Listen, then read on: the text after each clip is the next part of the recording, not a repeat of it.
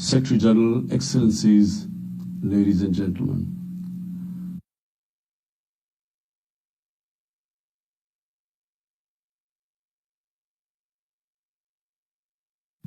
I'm honored to address the United Nations General Assembly once again.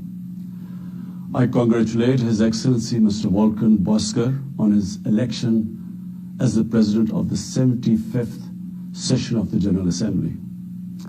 We also appreciate the skillful leadership of the outgoing President, His Excellency Tijani Mohammad Bande, especially during the COVID-19 crisis.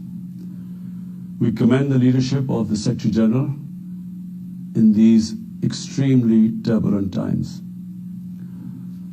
Mr. President, since my government assumed office, our consistent effort has been to fundamentally transform Pakistan. We envisage Naya Pakistan to be modeled on the principles of the state of Medina, established by Holy Prophet Muhammad sallallahu alaihi wasallam. A just and humane society where all government policies are directed at lifting our citizens out of poverty and creating a just and equitable dispensation. To achieve this goal, we need to have peace and stability. Thus, our foreign policy aims to have peace with our neighbors and settle disputes through dialogue. Mr. President, the 75th anniversary of the United Nations is an extremely important milestone, as this is the only body in the world that can help us achieve our goals of peace and stability in our neighborhood. This is also time for us to reflect whether, as the United Nations, we have been able to realize the promise we collectively made to our peoples.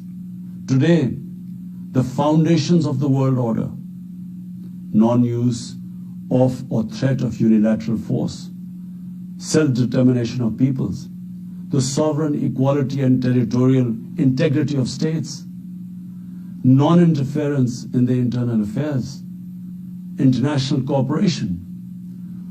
All these ideals are being systematically eroded.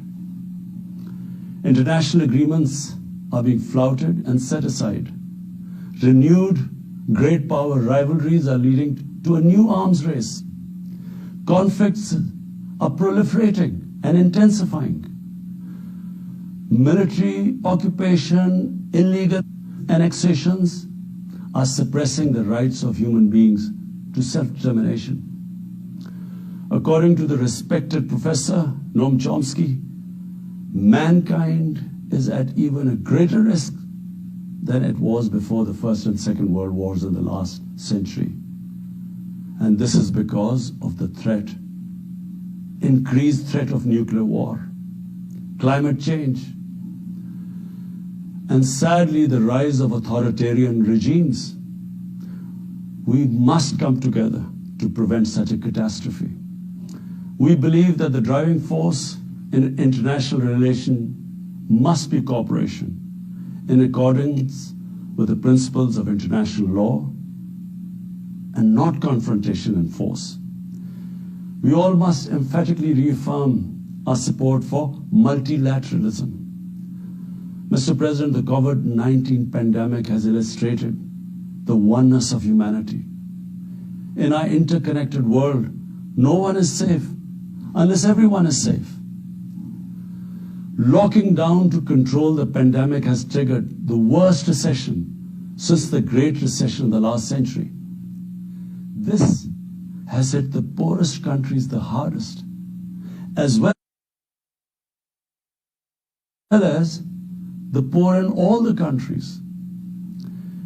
In Pakistan, we realized very early on that if we imposed a strict lockdown, the type that several affluent countries had imposed, we would have more people dying of hunger than the virus. Therefore, we adopted a policy of smart lockdown. While concentrating on the hotspots, the virus hotspots, we opened up our agriculture sector immediately, and then followed it up by the construction sector, which employed most of the people. At the same time, and this is despite financial constraints, my government deployed $8 billion, unprecedented amount, for our health services, plus support the poorest and most vulnerable households with direct cash payments through SARS program. And then subsidies to the small businesses.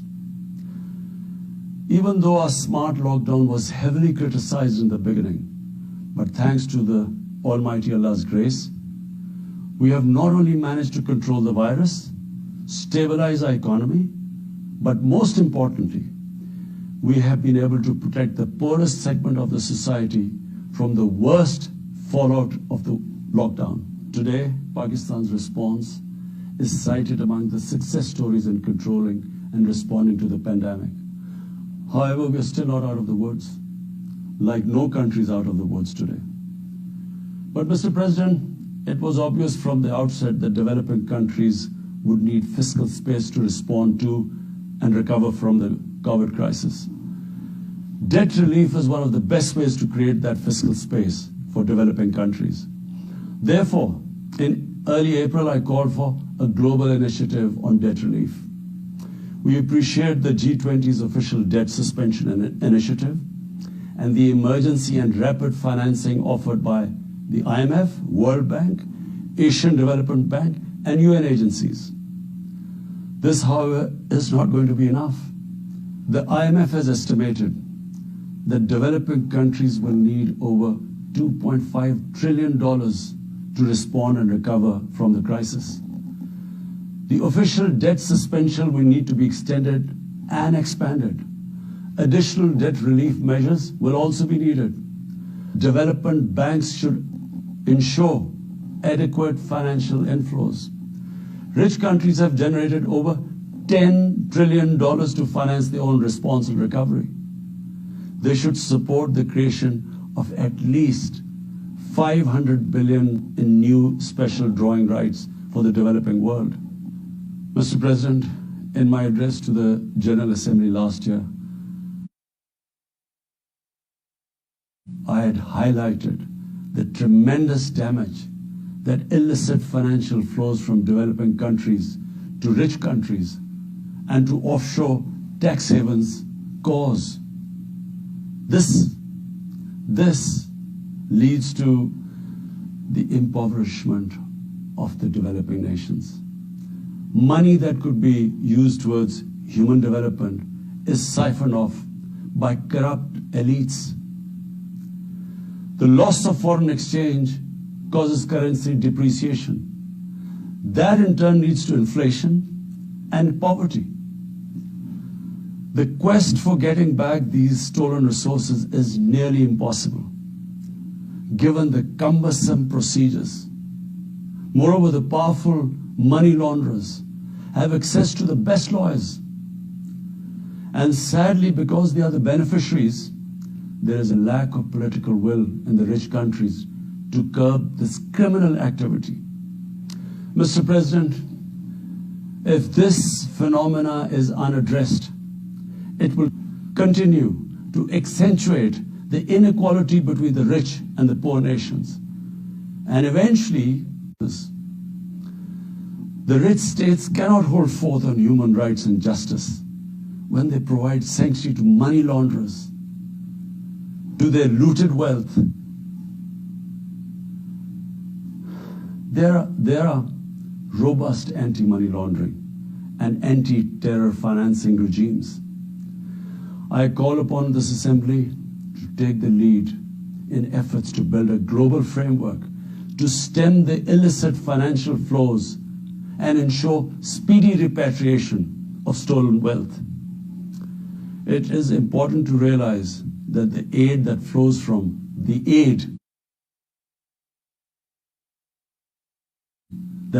rich countries to the developing world is minuscule compared to the massive outflows by our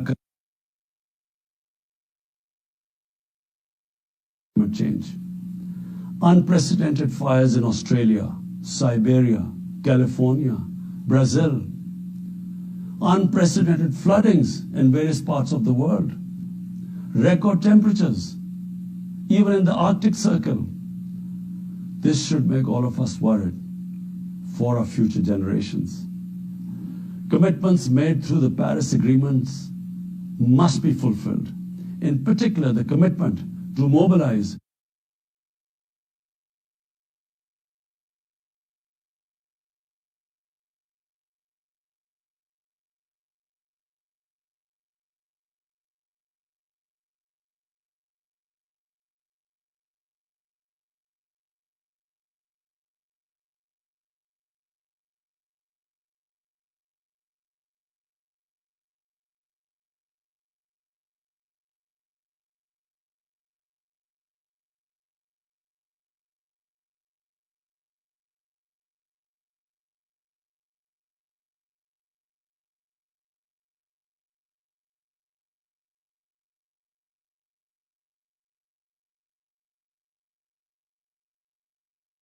to bring humanity together.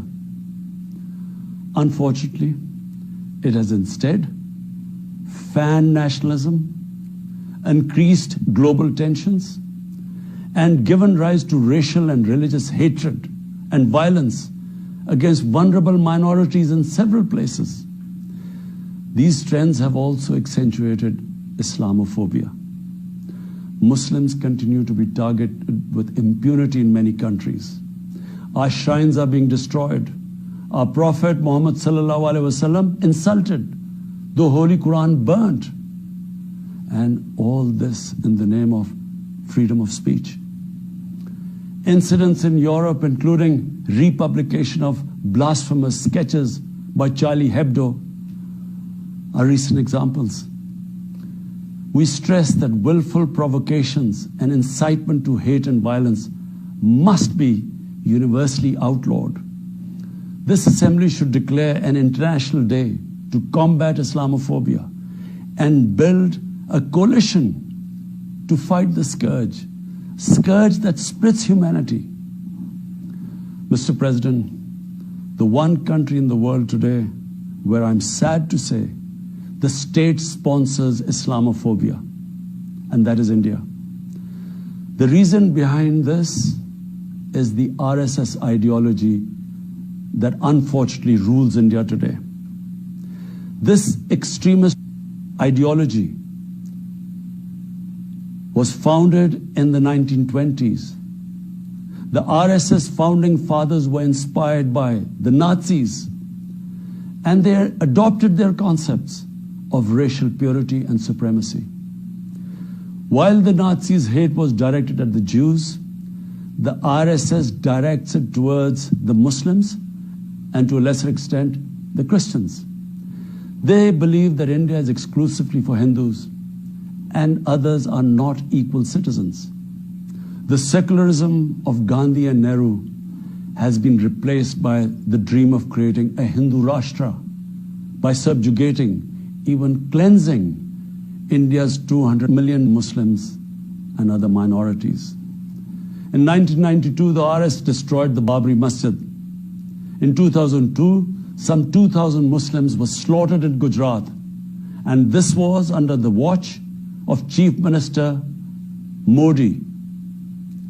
In 2007, over 50 Muslims were burnt alive by RSS arsonists aboard the Samjhauta Express train. In Assam, around 2 million Muslims face the prospects of being arbitrarily stripped of their nationality through the adoption of discriminatory laws. There are reports of large concentration camps being filled by Muslim Indian citizens. Muslims were falsely blamed, vilified, and victimized for spreading the coronavirus. They were denied medical attention on many occasions. Their businesses were boycotted. Cow vigilantes attack and kill Muslims with impunity. Last February, Muslim faced targeted killings with police complicity in New Delhi. Mass registrations in the past have often been a precursor to genocide. For example, the Nuremberg laws in Germany in 1935, and then in 1982 in Myanmar. The Hindutva ideology is set to marginalize almost 300 million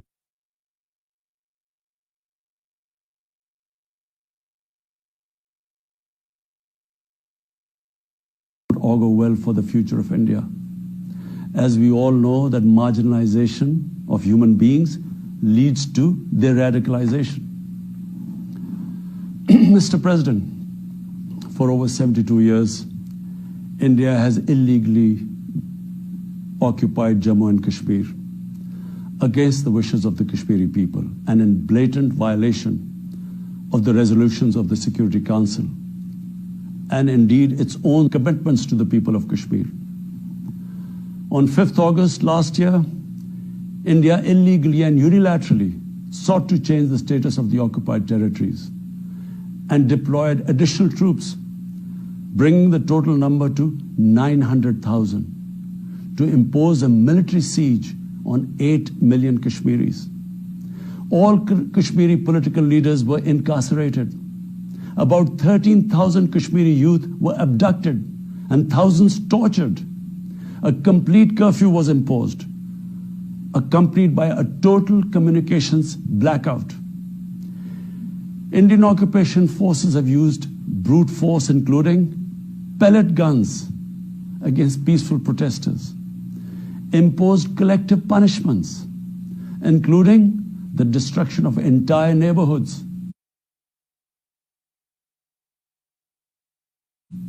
and extrajudicially murdered hundreds of innocent young Kashmiris in fake encounters, refusing even to hand over their bodies for burial. The Kashmiri media and those daring to raise their voice are being systematically harassed and intimidated through the use of draconian laws. All of this is well documented in the reports of the United Nations High Commissioner for Human Rights, communications from the Special Rapporteurs of Human Rights Council, statements from human rights and civil society organizations. The international community must investigate these grave violations and prosecute the Indian civil and military personnel involved in state terrorism and serious crimes against humanity being perpetrated, I'm sad to say, with complete impunity. The objective of this brutal campaign is to impose what the RSS-BJP regime has itself called the final solution for Jammu and Kashmir. To this end, the military siege is being followed by moves to change the demographic structure of the occupied territory. This is an attempt to obliterate the distinct Kashmiri identity in order to effect the outcome of a plebiscite envisaged in the UN Security Council resolutions. This action is in violation of the UN Charter, Council resolutions, and international law, particularly the 4th Geneva Convention. Changing demographic structure of occupied territory is a war crime. Mr. President, the brave Kashmiri people will never submit to Indian occupation and oppression. Their struggle is indigenous. They are fighting for a just cause, and generation after generation have laid down their lives to rid themselves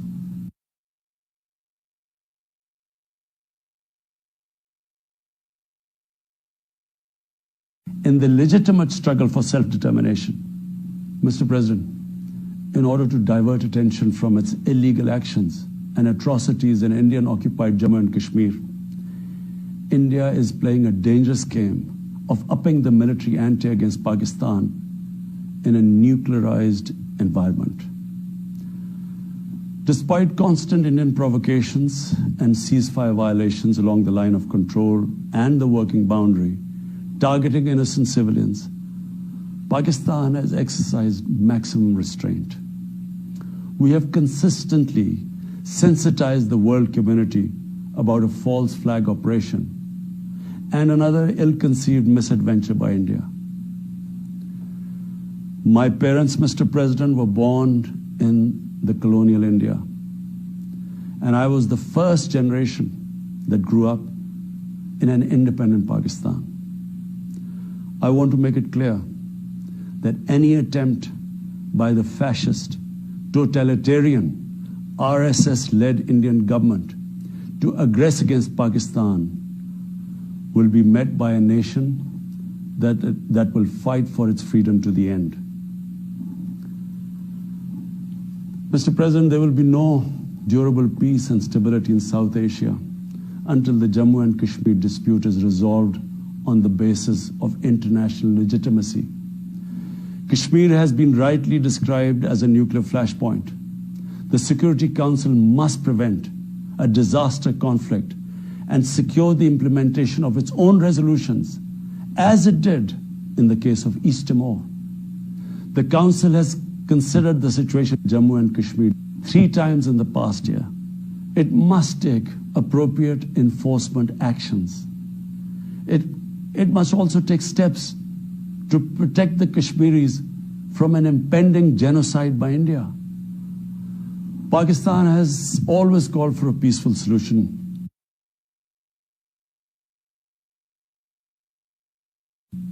To this end, India must rescind.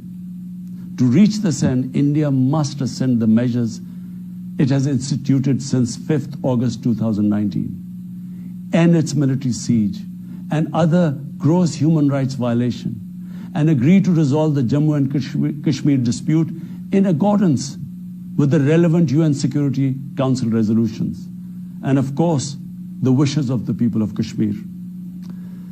Mr. President, Pakistan's desire for peace in our region is also manifest in our efforts to promote a political solution in Afghanistan. I have consistently maintained over the past 2 decades that there is no military solution to the conflict in Afghanistan. The only way forward was and is a political settlement, which involves the full spectrum of Afghanistan's political actors. Pakistan fully facilitated the process that culminated in the US-Taliban peace agreement on 29 February 2020. Pakistan is deeply gratified that it has fulfilled its part of the responsibility. The Afghan leaders must now